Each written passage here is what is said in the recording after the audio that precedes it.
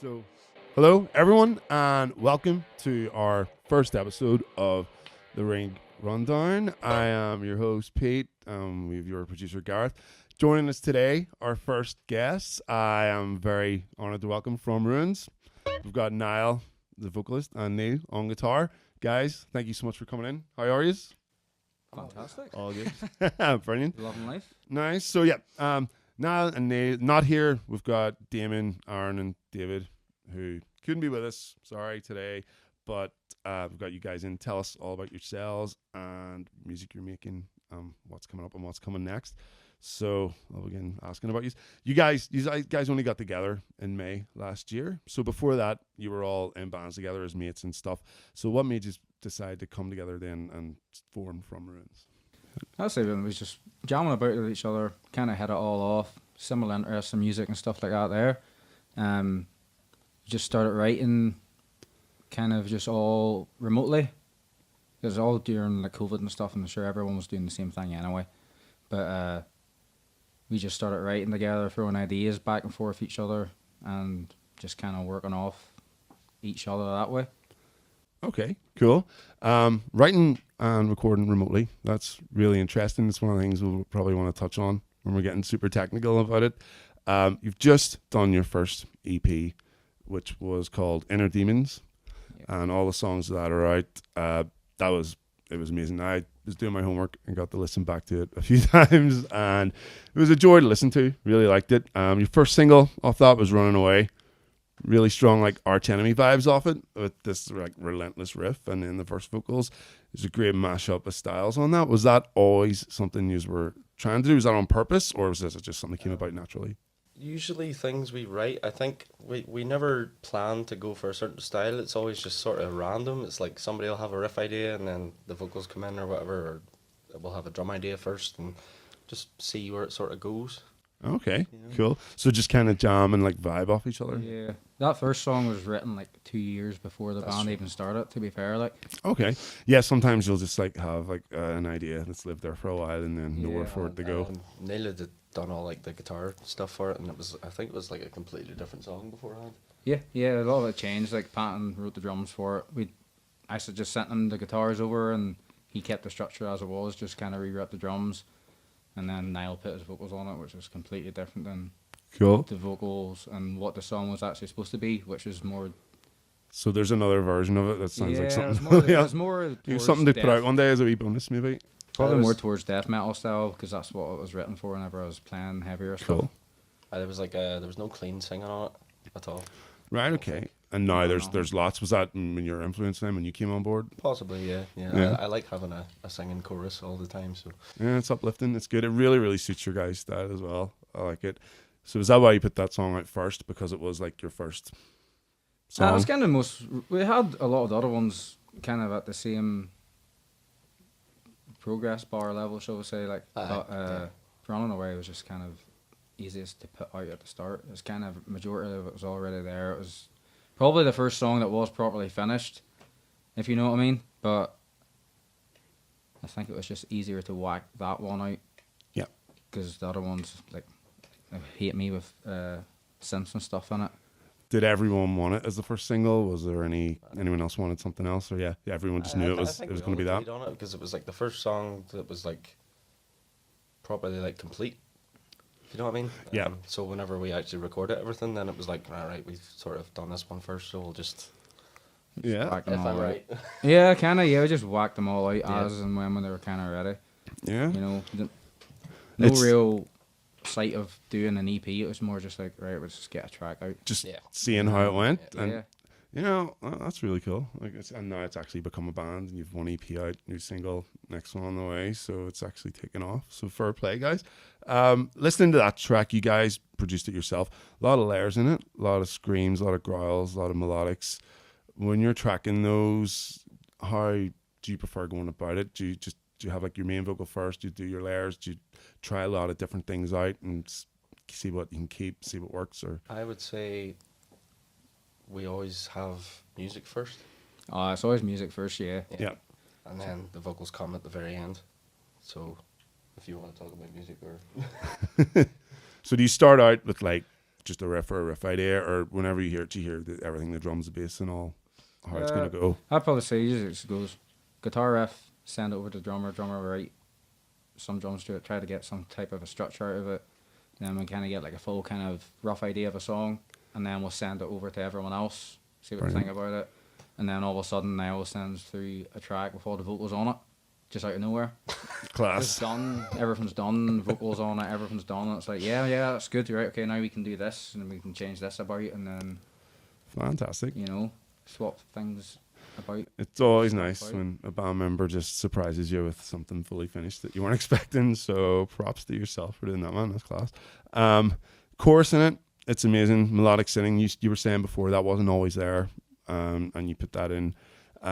Honestly, man, for me, it sounds like you all tracked everything in the studio. It sounds like a full studio quality production. It's amazing that you all did that at home yourselves. Do you have like pro setups, or do you manage to just strike lucky, or? What to say? So we did like all our like demo tracks and stuff, and then we sent it off, didn't we? Or? So we'll do pre-production stuff. So like we record the tracks as like a pre-production, and then because we were sending it off to get mixed and mastered remotely, Neil Calderwood did Running Away. Oh, he's awesome. And he did Hate Me as well. So we just record the tracks and that there, have everything done, do a kind of like a pre-production mix to kind of make sure it's kind of what we're looking for. Yeah. And then we'll send over all the stems and stuff to whoever's doing the work. How'd you get your guitar sound then? Did you use V-amps or DI your just raws? straight in DI. And then did he reamp it on his end? Yeah. All right. Just DI. I'm not even sure. He might not even have reamped it. He might have just whacked the plugins or whatever onto it. But yeah, more or less, everything's just dry. No, it's DIs, and then just let him tear away with an example of a pre-production that we have for him, and then let him put his own take on it, kind of make it half decent. Neil Calderwood, fantastic producer. Worked with him in the first Kidos EP. Anything he's put out, I've always been really impressed by. So he did the Maverick album last. I think it sounds really good as well. So Hate Me was the other song he did with him. I think that actually might be personally my favorite track out of all of them. I don't know why. Maybe it's the chorus. I could see that, death comes summoning me. I could see that being like a bit of a crowd shout out feature in the show, like very sing-alongy.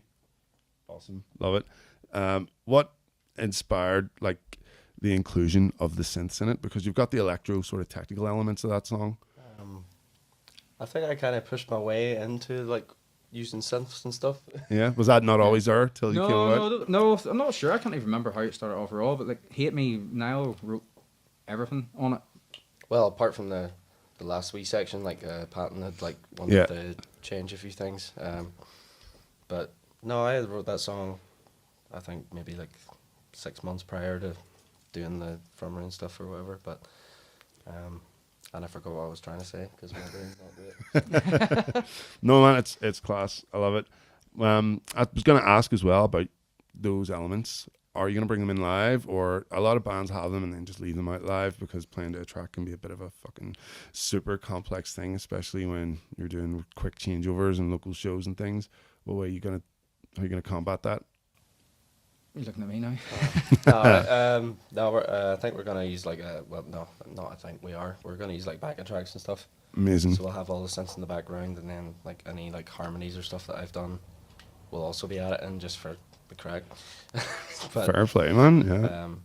But then like anything extra, I'm gonna get like Neil and Aaron to get the other boys to do the vocals, like, screamings and stuff. So. Yeah, extra live vocals. I mean, even if you're not very good at it, in the whole live essence, the big wall of noise, it comes across well all the time. Like Neil and Aaron can both scream very well, so even better. Yeah, nice one. Breakdown at the end of Hit Me. It's got that dueling harmonized lead guitars going on. I fucking love that. That's amazing. Is that yourself, Neil? That's Niall. Yeah. You did it again. Sweet. The whole song, honestly, the whole song was just all Niall.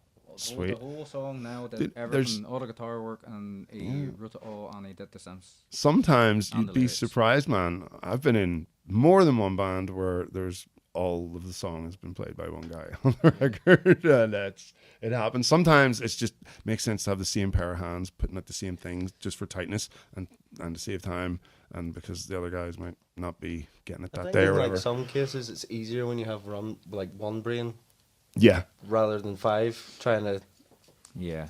too Like, many cooks kind of Sometimes we'll do like 5 brains or whatever, like mixing stuff together, but like sometimes it is easier just like one brain and then go for it, and if that makes any sense. So. Yeah, no, absolutely, I get it. That's cool. So whenever if you're going to use backing tracks for live, and if you've got harmonized leads, would you put rhythm guitar in this backing track as well, or not? Maybe not go too overboard. No, I don't think so. I think you're going to try to keep it as like Keep it real as keep it possible. as real as possible. I think with Sweet. backing tracks wise, like you're talking like the little synth parts and Hate Me and stuff will be on it. Yeah, There's going to be very little vocals and stuff like that, and it's only stuff to kind of just a little bit of core ambience here and elements, there. just Aye. core elements of it. You Cool. don't want to be going up and playing a gig of pure fakery. Yeah, like You know, the you whole like thing that- is track. Yeah, you want to go up. Because and where just- does it end? You know, you just go up and play the whole thing and just have some bits with have those the elements. track just to have live, because you want it to sound like it does on the track. There's no point Yeah. going up and playing dry to nothing else. And then as well on that track, you end on a fade out. What are you going to do there for live? Do you just have it end on the last 4 bars, or have you got to develop a new ending for it, or is this something that's a I think surprise? we've still yet to figure that I out. think A surprise for yourself? I think what we'll do is we'll all just start playing really quietly. Just everyone just turn Just it down a everyone little bit. just like drums get hit a little bit lighter and stuff, and then we just kind of naturally fade it out. Awesome. Well, yeah, man, Hit Me, like I said, one of my favorites on there, and that was mixed by Neil Calderwood and tracked yourselves. The other track on your EP, Damnation, that wasn't actually mixed by Neil Calderwood. That was mixed by Josh, Yeah. wasn't it? Josh Yeah. Robinson. Yes. So, what made you decide to change him? Was it just something different? Was Neil not available? Was Josh want to try him out? Yeah. Just basically just wanted to try him out. Literally, just Yeah. wanted to try him out. Everybody needs to try Josh out. That was just it. We wanted to try him out, and I think- Delighted with the results. Yeah, I think we were just Mhm. because of what he's done in music scene so far, anyway, and how his tracks sound. We just kind of wanted to be like, well, that's the sound we're after. Yeah, I think Let's give him a shout with this here, and if it kind of goes It'll well, work. then maybe we'll work with him That's properly. awesome. No, it might have been me that called him it, but we've been calling him. He's almost like the godfather of the local metal scene. 'Cause he's Yeah. sorting out everybody. Most bands have been with him at one point, and He's very rightly good. so. Yeah, he's very good. Kidos is actually talking to him about new stuff. Don't know what's happening with it myself, but yeah, I'm looking forward to getting. I'll be in with him. It's someday for something or another. We'll see. But I'm keen to get back. He's really good. Did you find working with JSR Audio much different than Manor Park? Different mixing process? Different. What did you find different about it? I think for the first EP, it was kind of like the same sort of structure. We Yeah. just tracked everything and then sent it in. It was kind of the same Send them your process, but stems. like just I don't know, like seeing what going to somebody else, what the outcome would be like. Yeah. If you know what I mean. So Yeah. like testing our options, if you know what I mean. Awesome. Well, That makes yeah, you can't really go wrong with either of those options. no. So it's pretty cool. You've got both mixers on the same EP, though. That's pretty class. I was gonna say, drum sound on the EP, it's amazing. Like I said, it felt like it was tracked in the studio. When bands are self-producing, recording drums has to be like the biggest obstacle because you've so many bloody factors: your room, your microphones, your everything. How did you guys do it and get it to sound so fucking good? Electronic drum kit. Ah, okay, that makes sense. Yeah. Totally. Also, a lot of drums were re-triggered again anyway. Yeah, so it was just all electric drum kit, and then I think we just use a combination of 2 different.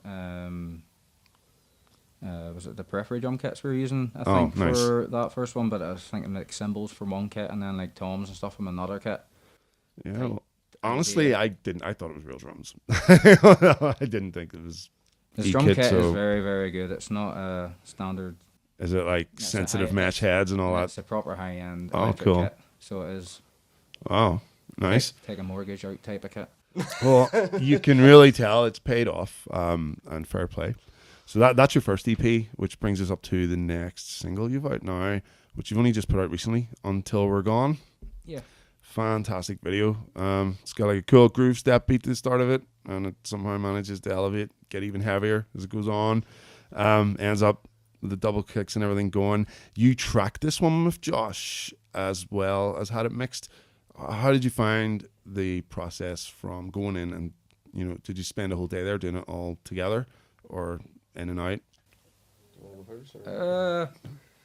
Patton went in, he was expecting his baby, I think it was early January or something like that, so he went in December and tracked all the drums for it.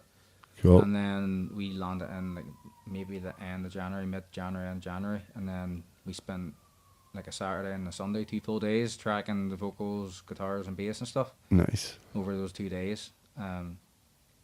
But no, it's kind of needed to be put down first, just in case, because if the baby came, there'd be no drums. And yep. When you were putting your synths in, did you play them in or program them in? Do you have a little keyboard you like to use, or? Usually, whenever I'm doing like synths and stuff, I just use the friggin' MacBook keyboard. I just pull up a wee keyboard on the screen and then just type in whatever notes I want to use, and then just pick out a good sound, and that's basically it. And then Josh really just made them sound way better. Yeah, so. Josh he's got the library of sounds. Josh also like added in his own wee bits as well. Yeah, Really he likes cool. to do that, which is also awesome. Like in the verses and stuff, he added in his own melodies and stuff with the synths, and it just works perfect. So fantastic. Yeah, no, it's an amazing single. It's actually what got my attention. Your guys, I was like, I'd never seen you before, seen the video, and literally before the song was finished, I was messaging you, inviting you to come and talk to us here, because it happened anytime Josh puts out something new, I rush to check it out, but I hadn't actually seen your video first, and it's happened before a few times. The first time I heard one of Josh's mixes, it was a few years ago. It was this band called The Arms, and they put out a song, I think it was No Gods, No Kings, No Masters or something, and it was fucking amazing. I was like, who the hell is this guy? Then became best friends, made a little music together. he's brilliant. Not only did you do the single with Josh, you made a video for this one using Kyle Colby, very well respected local videographer. How did you find making the video with Kyle? yeah, it was good. Like, yeah, it was good. Relax, no pressure. Just well, I don't know, because me and the guys didn't arrive till like what, 5, 6 o'clock, or was it? Or something stupid? Me and Patton, our drummer, landed first, and then Patton recorded his first few parts for like, I don't know, maybe an hour or two. Yeah. I was in charge of the smoke machine, so that was fun. Seen that? Did you get like a location, lights, the full film set rig and all that there? We had location booked, and then it kind of fell through last minute. Oh, of course. So yeah, we kind of I can't remember where it was we were supposed to do it first time. I don't know either. And tried like the music centre and stuff, and then it was a whole handling. I think it was Lisburn we went to. Was it the Lisburn? Some centre. I don't actually know the name of it. Cool. It looks like it's a big empty warehouse or something. Where actually was it? It's You like did a it in? small theatre. Okay, So, cool. like- So just black out everything. And Yeah, it was like a the- council theatre. yeah. So it was, yeah. There was like maybe 6 or 7 rows of seats for like a small pantomime or something Right. like that. But yeah, Yeah. it was just all blacked out, and then That's because you can't tell whether you're in a small room or an enormous warehouse because of the cool way It it's was split big up. enough, So, but yeah. it wasn't big enough for a full band shoot, if you know what I mean. Yeah. I so you just we go did it one all at a time. singly. Aye. Just did it all. That's by what I was going to ourselves. ask as well. You don't actually see any of shots of you all together at the same time. So I was going to ask, did you just go single file? Yeah. And that's actually a great way for anyone trying to make a video on a budget with restraints. There's many ways around it, and you guys found a way around it. You made it work, and Yeah. the end product's fantastic. Thank you. So it paid off, dudes. Yeah, it was good. How'd you find working with Kyle? You recommend him to other Oh, bands? Yeah, I was dead on. fantastic. Just chilled out the whole time. I was nervous going up to do the video, and then 5 minutes in, I was like, oh no, this is chill. So Yeah. Normally I would just have a few drinks or something. Yeah, it's weird. So it is like it definitely is weird. All the guys are just staring at you, and he's that was weird. and he's waving about with the camera, and you're just kind of like, Oh Christ! Nightmare. how bad do I look? Type thing. Yeah. You made the video in April. How long did it take you to get edited and finally out? Was there a lot of back and forth, or did he have it to you like the next day?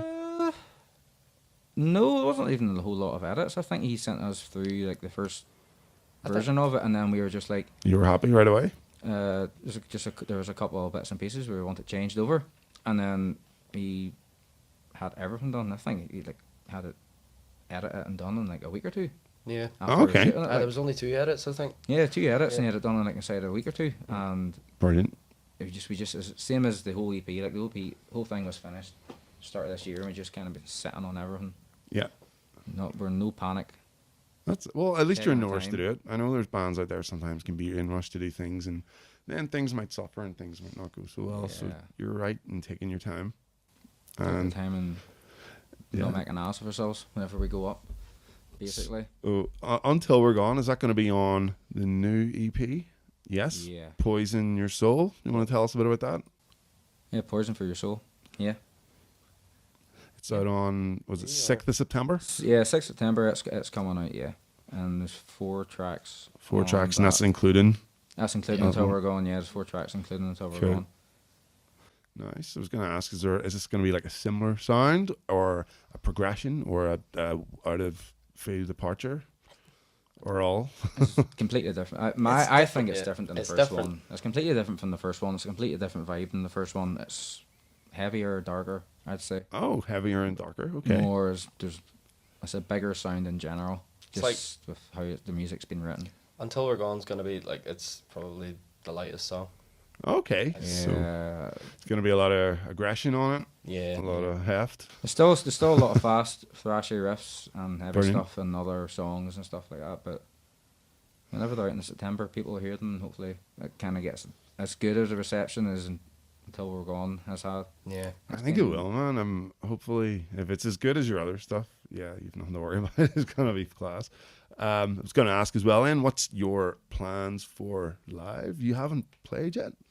No, surprisingly enough, with all this stuff out and haven't yet done a show. I know it's weird. It's like You completely backwards, you isn't it? biding your time, or you just taking a no pressure approach, or you're not going to bother with shows too much? No. Like I think as soon as we start hitting the road, once the CP's out, Yep. we are in the middle of getting everything sorted, but we don't want to go and practice until we have all the gear that we're going to use live. Yeah, So we kind of have got everything more or less gathered up now. Like as I say, we want to be tight when we go live, so we're going to use in-ears and we're going to use clicks and stuff. And That that's was- going to accompany with the backing tracks that we'll be fantastic. using. So like obviously it'll all be kind of like pre-set up. Cool. I was going to ask you about, you were mentioned earlier about you got a band in-ear rig. Now, I've been in bands before where we've used in-ears, but everyone's just kind of had their own, and we've all been annoying the sound man individually. Yo, man, he set mine up, he set mine up. Yes. But you guys have your own rig, you're going to run all together. Yeah. Tell me about that. So hopefully the plan is in practice. We haven't done it. We're going to have two. We're going to have 2 different tracks. So obviously we're going to have a click track with the backing tracks for us guys, and then we're going to have a feed that will go to the main Yep. soundboard. So then obviously they'll be both all lined up. So whenever you hit play on whatever we're going to be using, whether it be an iPad, MacBook, or whatever, just to run. You're everything going out. to have a specified session that, runs things to your ears and runs things to the front, or are you just going to stereo split it and go I right, think- left? Yeah, I think we're going to go right, left, and then just kind of run our in-ears mono. Brilliant. And then just keep it us mono, and then keep the desk out there mono. And That's then just cool. one left, one right, and then obviously left track will probably be click, right track will be the soundboard feed. Nice one, nice one. Although, in going mono with your in-ears, I had a really nice stereo mix one time in the Limelight, and they give me like each guitarist and their mic in each ear. So I had like stereo in-ears. It felt class. It was like listening to the CD. Just like surround sound. Yeah. Yeah. But it sounds like you guys have all your shit together technically anyway and know what you're doing. So As long as I hear a click in my ear. I yeah, don't care. That's always all I need everything to to hear. the click. Never to anyone out there not using the click, fucking use it.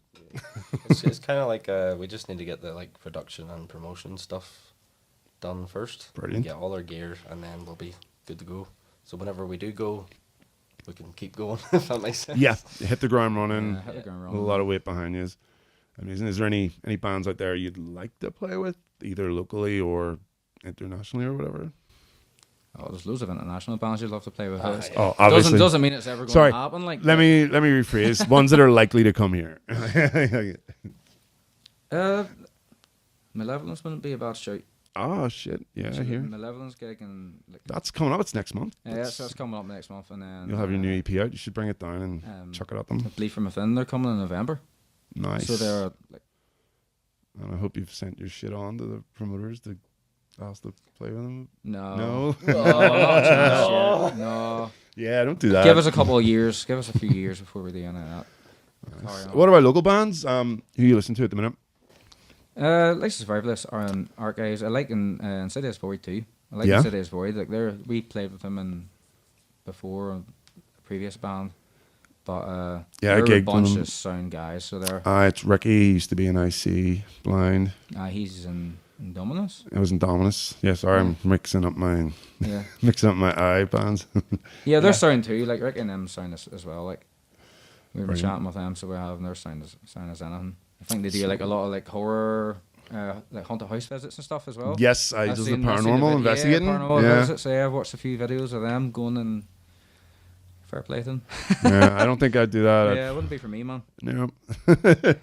Yeah, fuck that shit. No. Okay. So what about any local gigs coming up you just want to go to? Any big events coming up that Apart- you sorry, let me anything you've been to recently, was it Crypt of the Riff or any of those ones past? I think the last gig I was at was Silosis, to be honest. And then I think the last local gig before that was like the big end of year thing they threw in the Limelight with like Survivalist and all those guys. Oh, the Art- Christmas? yeah, Yeah. Art Guys was there. Art Guys, Survivalist, and Acid Age played. I was gonna say Acid nice. Age is another bloody good band too. Yeah, I love Acid Age's socials. Yeah, Give me a they're good laugh, really, like. they're really good. They're tight as hell. Yeah. So they are 100%, and I- especially that live album they did when we were at that gig and they recorded the live. Oh one. yeah. Like it's tight. Nice. It's absolutely tight. Nice one. Cool. No, guy, that might wrap it up unless there's anything else you want to go over. Oh man, we're just looking forward to actually getting out, playing a few gigs, hopefully meeting a bunch of nice guys whenever we're out doing it, making a few connections, and hopefully everyone kind of helps each other. I say Everybody you love will, everybody yeah. type thing. He's gonna do Metal to the Masses next year. No, No. I don't think it's a good shout.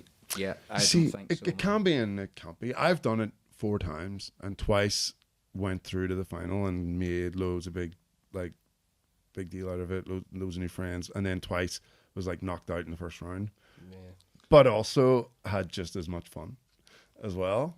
It's very, it's very Nobody- biased. It I can know be what I very mean, like- biased, the voting system. I'm not gonna lie, man, because there's guys walking in at like 11:45 and getting voting cards and voting for bands, and they've heard no one else. Guys, there's, So there's it's better very, than that. There's all your mates that turn up and get pushed and don't vote as well. Yeah, not gonna happen too. But as I say, like we went to the Metal Masses, did the thing. No one knew us. We hadn't played a gig in 10 years. We just showed up and played this gig. No one had an idea who we were. We were never expecting to go through at all. We just wanted to go and play a gig and have a bit of Yeah. crack. Bit of experience. That was all it was, just to get out and That's what I always took away from it. It's like nobody wants to have the word loser beside their name, but at the same time, it is great crack. You meet loads of new people and just take it as a show. Don't think of it as a competition. I don't know. But yeah, so you're not going to go for that. What about Wacken Ireland? That now is not a crowd voting thing, I don't think. I think it's the judges vote for it. Yeah, or and it's something, just you one go- round. Yeah. Is that how you, what you call it? Hurrah. Euro just played it. Yep, and Yeah. they were in a final with Cursed Sun in Fibbers and a few other bands. Can't remember who else was on it. Yeah, I'm But not that even looked sure good. how they get picked. Is it just judges just randomly pick bands? I or would something? assume so, I think- yeah, I there think must they be. just pick a handful of bands that they think maybe suitable for the An individual or a group picks, but could be worth a shout anyway. But I suppose like sometimes these things can feel like a bit not amateur or beginner, but I see why someone who feels like they might be more established might not want to do it at the same time. But I'm a bit of a fucking gig slut. I'll just play anything. I don't give a shit. It used to be like even whenever we were playing years ago, it was like, oh, there's a gig. Oh no, we played that venue like 2 months ago, and I'm like, I'm what? Yeah, Just but go and play the venue. Just go and play. I when don't you're care. starting out, yes, but once you're established, no. It's like No. what is it? Once or fucking 3 times a year or something. You're at the place. Nah, you can't go and play the Limelight every weekend, like. No, but when you're new and nobody knows you, yes, that do every you day. have to, Yeah, fucking right, absolutely. I'll be Cool. taking every gig, left, right, and centre. Yeah. If you could go back and give yourselves any advice now when you were starting out from Ruins, knowing about all the home producing, going through Manor Park Studios, JSR Audio, Calicobi Video, would you do anything differently or advise yourselves on anything else to? Yes, and I'm Yeah. going to give advice for everyone else. Yeah. Have a band bank account, guys, and everyone pay into it, like Yeah. a small amount, like a tenner a week. That Transfer it up, stand an order into your bank account. And give it to someone responsible. Absolutely magic whenever you go to do anything. It's just like you just show up and then it's just And serve. it's paid. Like that's paid how it's for. paying for all of our gear. Fantastic. Yeah. builds That's a up. good shout. Yeah, it's actually really is a good shout. It's like like a tenner a week each, 50 quid a week goes into it. And before you know it, after a couple months, you've got like $5,000 sitting there that you didn't even realize Yeah. you had sitting, Aye. and then you just buy gear or That's pay it. for studio time or pay Just for get videos everyone's or dues whatever. off them and Yeah, nice. because it sucks when you show up to do something and then you have And to the fork budget out isn't there. like 300, 400 quid each, No. and then that sucks a lot of it. That's a very good piece of advice. I would recommend everyone does That's that. Fair actually shout. not a bad shout. And then all your gig pay and all just goes direct into it. And yeah, People get paid for gigs. nowadays, What? We That We happens? need to get going. That happens. yeah, you need to hurry up and get on it. Yeah. So especially if people turn up. It didn't happen years ago, that's for sure. No, I will say now. Actually, after pandemic, the scene has changed. People are turning up. People are buying tickets. Like we were saying earlier, the thought of selling tickets like pre-sales to a local gig before pandemic was silly, but now it's the norm, and now they're pulling shows if they don't make the ticket sales like before it and Yeah. stuff. So It's all changed. I don't think I would ever expect to go and do a gig locally and No. get a penny for it. It's not about doing it for I money. think- It's about going out and trying to make some connections, maybe let some people hear your music, and oh, if aye. one person If likes somebody your likes music, if one person out of 100 people likes it, then fantastic. That's it. That's what it's about. It's finding that niche of people that actually like what you're doing, and like we're not writing for anyone else. We're just writing the music that we're happy with, just to play. Cool. Whatever No, we're it doing. comes across. You can tell you guys are really Like, happy with what you're doing. Just like if it sounds good, do you like that? Yeah, I like it. Yeah. Let's go.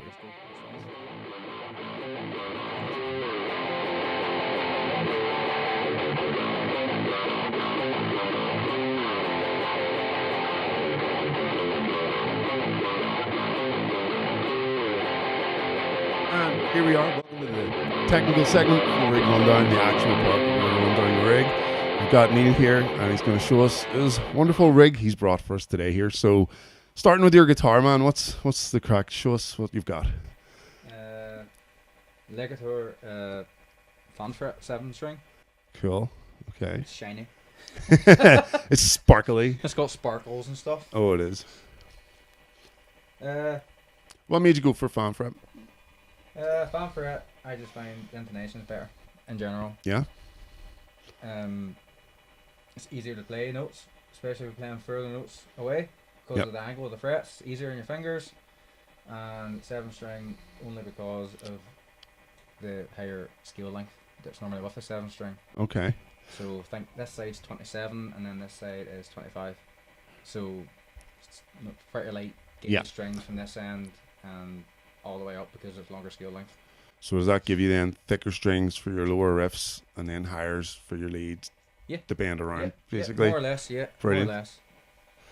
Cool. It's, You were showing me a cool feature you have on the top here. strawberry lockies. Strappy locks. Yeah. So for when you need to take your stuff off really quickly. So if anyone doesn't want to actually buy strap locks and have to replace everything, that's the Dario strap, and it literally just pops open and out, and then you click it back in. Brilliant. Fantastic. Nice one, dude. So you're going in cable today. You usually use wireless, but you don't have it on you today. No. That then brings us to the next part of your rig, your pedal board.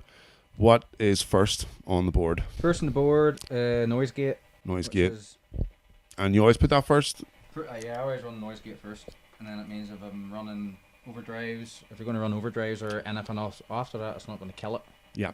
So I think it's better first, and then if there's any noise before you go into anything, then it's killing the noise from the Cool. get-go rather than trying to get rid of it halfway down the line. It means as well then when you're doing your riffs, you can have breaks where it all stops and you won't get that loud feedback hum as well. Literally. Cool, man. So noise gate. Noise gate, overdrive pedal. They're not turned on. I don't even need the overdrive pedals and stuff, to be Cool. honest with you. Just two overdrives. There's no overdrive there, yeah. Okay. And I was using it without any overdrives on the multi-pedal. Yeah. And just running it with that, but like it doesn't really make sense. Cool. So yes, your first one, the blue one. So the first, so that's Pure my sky. overdrive- That's my overdrive pedal, and then just a tuner. Literally. Awesome. Just a tuner pedal, independent tuner pedal. I mean, don't have to touch the multi-effects pedal. Yeah. And if I want to cut out any sound, just whack it Instant on. cut off then, Instant yeah. Cut off, like if I need to whack anything off. Handy, handy. Yeah. This is a pretty cool gadget. You were talking about them earlier. So it's just it's On board. That is literally just a 100-watt solid state power amp.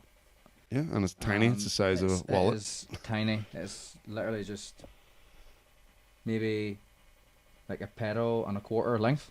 Okay. It's not that big. Yeah, not too heavy. Very, very cheap. If anyone wants an amp, go and buy it. Yeah. Get it from Toman. I think the brand new, like 68 quid. 100-watt power amp. Run it straight into a cab. No bother. Sure, that's all you need now.